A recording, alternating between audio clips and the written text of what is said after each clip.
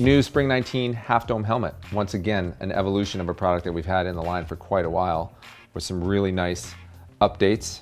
We beefed up this back dial. This whole suspension is actually new. This is basically similar to what we created on the women's Halfdome, which was released last year, but it's really comfortable and cups the back of your head. And this dial is super fine tuned gear, and it just allows this to cup to the back of your head really, really comfortable. So this stays on your head really, really well.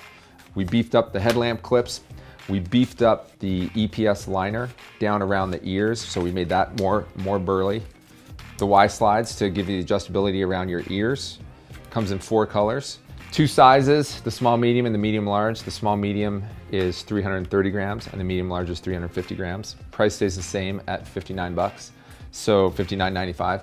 Making the lightest weight helmet was not priority on this rig. We wanted something that was really comfortable, that was really robust. So that was the goal here, was to make something that you could basically throw in your pack, sit on when you're having lunch, give your dog water out of it, except it would kind of come through the holes, but do whatever you need to do. And just a really, really comfortable jack of all, do everything, rock climbing, ice climbing.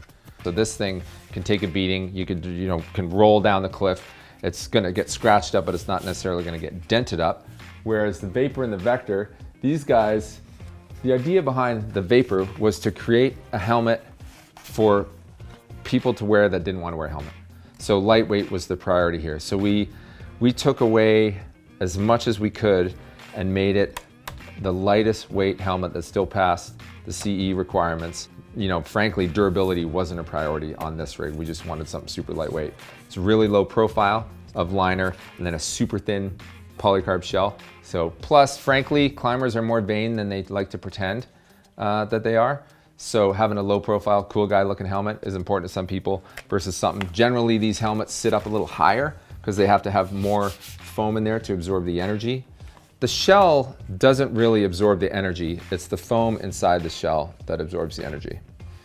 The hard shell helmet is really protecting the foam. So it all depends on how hard the hit is.